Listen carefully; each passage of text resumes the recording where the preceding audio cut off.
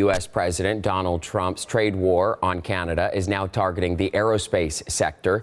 Trump posted last night that he wants to decertify all Canadian-made aircraft, calling out Canadian manufacturer Bombardier by name. And Trump is also threatening a 50% tariff on all Canadian-made planes. And this is in retaliation for Canada allegedly refusing to certify Gulfstream airplanes, and that's an American-based company. For more on Trump's threats, John Gradek is joining me. He is a faculty lecturer in aviation management at McGill University. John, thank you for being on the program with me. My pleasure, Chris. Okay, so taking the tariff fight against Canada to new heights here, certainly, with this threat. What's your reaction when you heard about it?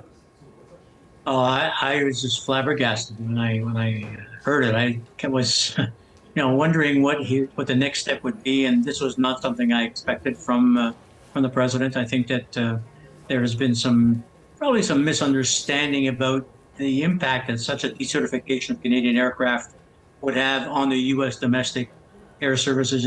Currently operated by U.S. carriers. There are close to 1,000 Canadian-built aircraft operating in the U.S. domestically to regional markets and to major cities by American, by Delta, by United.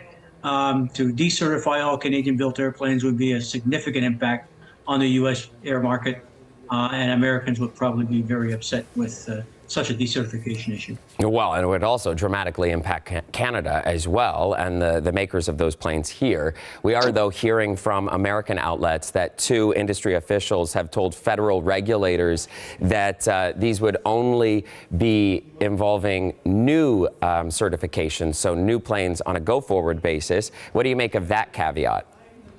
Well, I think they're trying to make something out of Mr. Trump's kind of very broad statement last night. I think they're focusing in on the competitiveness of the Bombardier airplane vis-a-vis what Gulfstream is offering in the marketplace.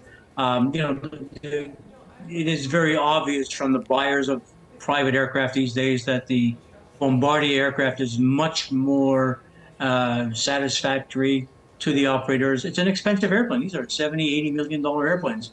And Bombardier has done a great job of designing and building and servicing their fleet of airplanes, and it's done a much better job than Gulfstream has. So Gulfstream is looking to kind of stop the floodgates of Bombardier airplanes entering into the U.S.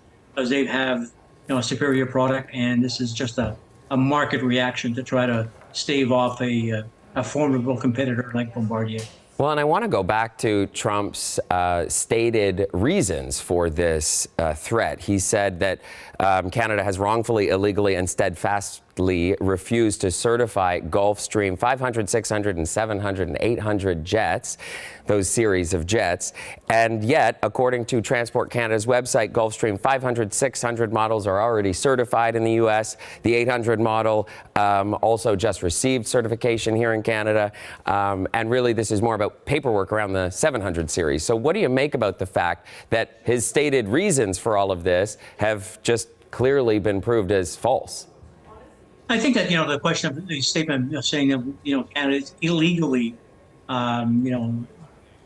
withholding certification is something I take very great umbrage to. It's not illegal. Canada has its own certification process for commercial aircraft and private aircraft. The Canadian process is, world class. We've seen what the FAA's certification process is like in recent years with the story with the MAX airplanes from Boeing. I think that the way that Transport Canada does its certification is exemplary. They'll take their time. They'll take the time required to, in fact, make sure the airplane is safe for Canadians and for that airplane to operate in Canada. So it is not illegal that Transport Canada is taking its time. It is part of its regular process. Right. And also, we know this morning that Bombardier says they're aware of this situation. They're talking to Canadian federal officials.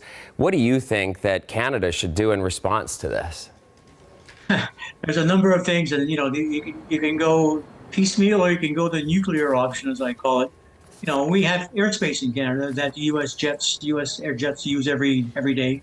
Hundreds, if not thousands, of U.S. jets travel through Canadian airspace. I think it'll just be a matter of, the Canadian government saying, okay, no U.S. aircraft basically are allowed to travel through Canadian airspace. And that'll send a message to the White House. All right, John. Well, it's a fascinating conversation, and I'm so grateful that you could wake up early and join us here on CBC Morning Live. Thank you very much. My pleasure, Chris. Have a great day.